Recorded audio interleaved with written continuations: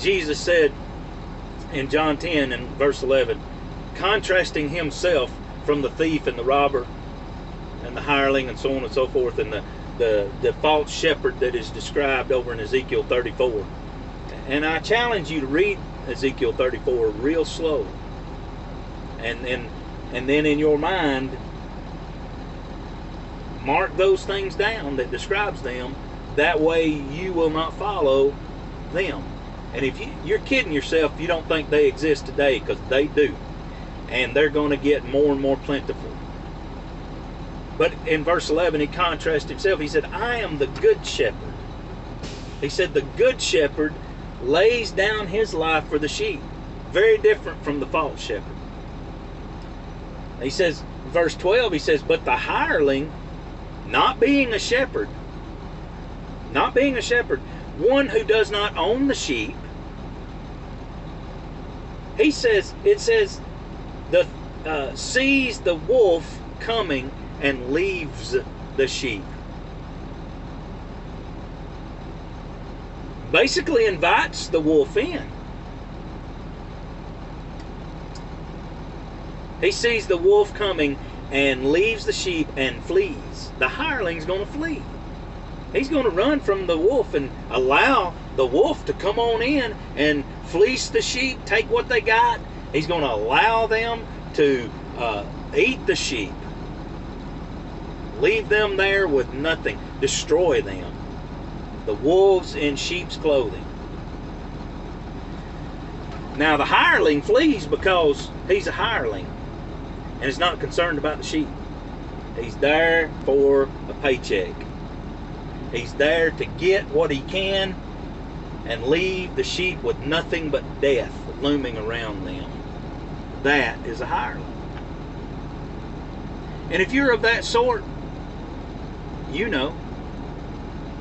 And if you're looking out here and trying to determine who the wolves and the hirelings and so on and so forth and the false shepherds are, you can know.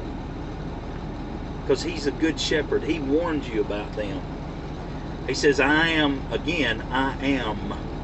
the good shepherd, and I know mine, and mine know me. Why? Because he knows them by name, and they hear his voice, and the voice of the stranger they're not going to follow. When he calls your name and pulls you out of that sheepfold, it's like pulling the dead out of the grave, those who are dead in trespasses, when he speaks to you.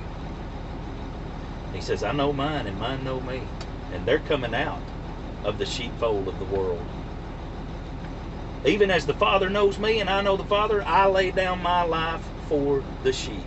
Very different from Ezekiel 34 false shepherds and the Pharisees and anybody else who is teaching contrary to his word and his doctrine. Promising you things that they can't deliver on. That's who they are. He said, another sheep I have, which are not of this fold. He's talking to those who are in Judaism in that day. But what's he looking forward to right here? He says, other sheep I have who are not of this fold, and I have to bring them in as well.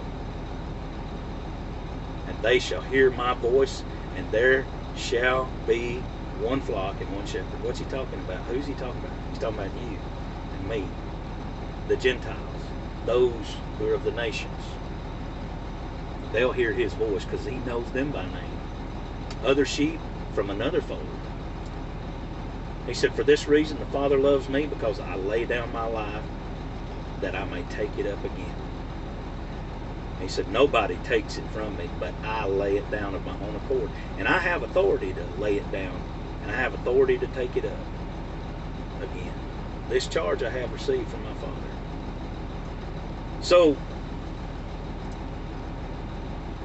keep all this in mind, and remember, it's a promise of him that you can recognize false teachers, false shepherds, wolves. If you belong to him, he's going to speak your name and draw you out of the sheepfold of false into the sheepfold of the real, the true sheepfold of the Father. It's a promise. It's a promise.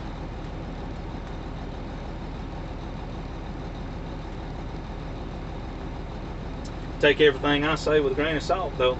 Look it up for yourself.